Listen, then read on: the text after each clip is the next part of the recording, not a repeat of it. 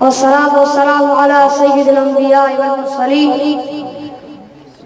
وعلى آله الطيبين وأصحابه الطاهرين وأزواجه الطاهرات أمهات المؤمنين وابنه الكريم الأمين المكين محيي الإسلام والحق والشرح والملة والقلوب والسنة والطريقة والدين واحد المراد قطب الإرشاد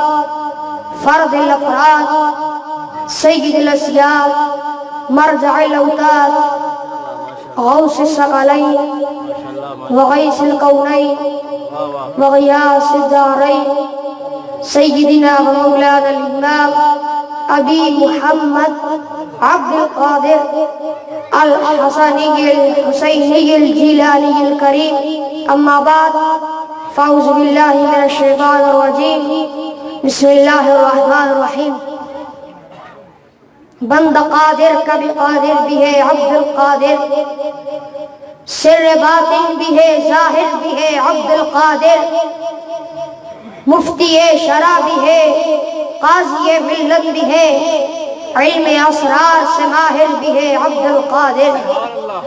اس کے فرمان ہے سب شارع ہے حکم شارع مظہر نائی و عامل بھی ہے عبد القادر اللہ تعالیٰ کی حمد و ثنا اور حضور نبی اکرم نور مجسم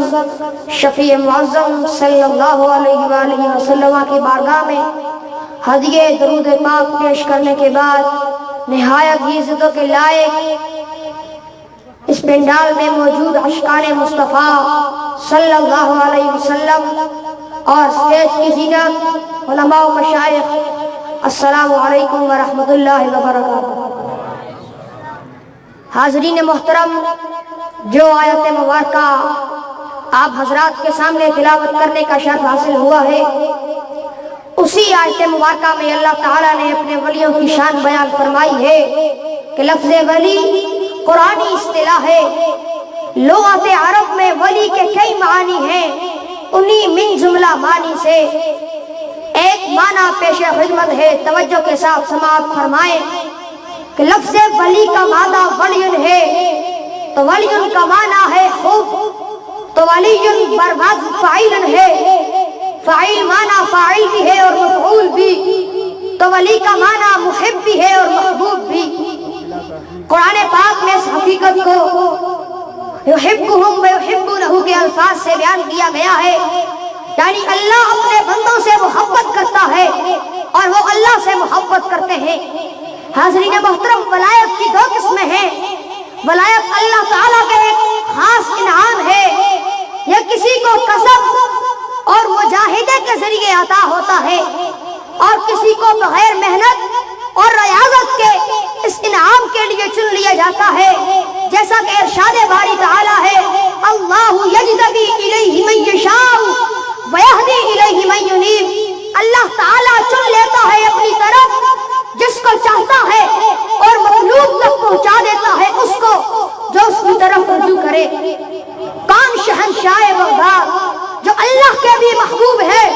اور رسول اللہ کے بھی، اسی شان محبوبیت کا ثمر یہ ہے کہ اسی لیے آپ فرماتے ہیں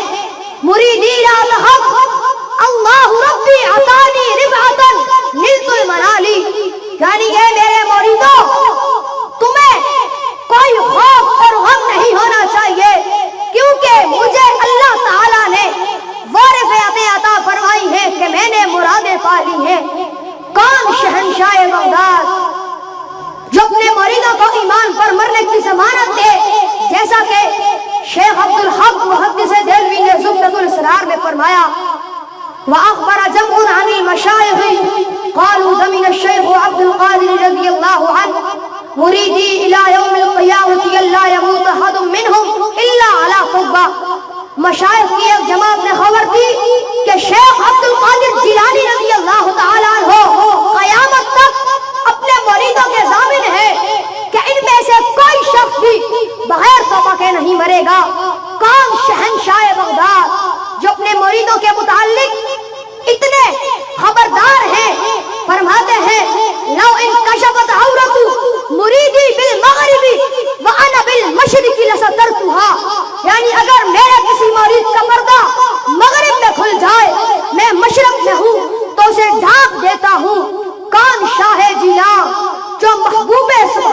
بھی ہے اور غوث سمدانی بھی جو شہباز لامکانی بھی ہے اور قطب ربانی بھی جو قطب شش جہاد بھی ہے اور نائب صدر کائنات بھی جو پیر پیراں بھی ہے اور میر میراں بھی جو ماہ گیلاں بھی ہے اور شاہ جیلاں بھی۔ کسی نے کیا خوب سچ کہا، شاہ جیلاں تیرے در کی قسم، تیری یاد سے جی بہلاتے ہیں، سب غوث کتب ابدال ولی تیرے نام کا صدقہ کھاتے ہیں۔ حاضرین محترم، نانے اور نواسے کی نسبتیں مقام کمال تک پہنچ کر یوں چمکتی ہیں دونوں محبوب، وہ نبیوں میں محبوب، یہ ولیوں میں محبوب ہیں دونوں شان والے، وہ خیر الورا، یہ غوث الورا ہیں دونوں اعظم، وہ رسول اعظم، یہ غوث اعظم ہیں دونوں بے نیاز، وہ حسن بے نیاز، یہ عشق بے نیاز، وہ شمع بے نیاز، یہ پروانہ بے نیاز، وہ گل بے نیاز، یہ عندلیب بے نیاز، وہ ناز بے نیاز، یہ نیاز بے نیاز۔ غوث اعظم درمیان انبیاء، چو محمد درمیان اولیاء، غوث اعظم محمد کا محبوب ہے، غوث اعظم زمانے کا سلطان ہے، غوث اعظم کی ہر جا بچی دھوم ہے، غوث اعظم کا گھر گھر میں فیضان ہے۔ آج کی اس 11ویں کی محفل میں آنے والوں، میرے غوث کے چاہنے والوں، یہ بات ذہن نشین کر لو کہ میرے اور آپ کے مرشد سیدنا غوث اعظم رضی اللہ تعالیٰ عنہ آج کے چرسی بھنگی ملنگوں کی طرح نہ تھے۔ آج کا ایک طبقہ 11ویں کا لنگر کھا کر اس دن کا لمحہ لمحہ رب ذوالجلال کی بغاوت میں بسر کرنے والا شریعت مصطفیٰ کا تارک شاید یہ سمجھتا ہے کہ ہمیں غوث پاک کا فیض ملے گا۔ میں ایسے باغیوں کو آج کے اس مجمع کی وسادت سے بتانا چاہتا ہوں، ارے غوث پاک تو وہ تھے کہ جنہوں نے 40 سال تک عشاء کے وضو سے نماز فجر ادا کی۔ ارے غوث پاک تو وہ تھے کہ جن کے تہجد کبھی قضا نہ ہوتے تھے۔ ارے غوث پاک تو وہ تھے کہ جن کی زندگی میں لمحہ بر وقت بھی رب ذوالجلال کی نافرمانی میں نہیں گزرا۔ آج کی اس بابرکت نشست میں موجود احباب اور سوشل میڈیا کی وسادت سے میں اس پوری اہل سنت سے مطالبہ کرتا ہوں کہ وہ لوگ جو مزارات اولیاء کو بدنام کرنے کی کوشش کر رہے ہیں، ایسے پلیدوں کا پردہ فاش کیا جائے اور مزارات اولیاء کو ایسے پلیدوں سے پاک کیا جائے۔ جیسا کہ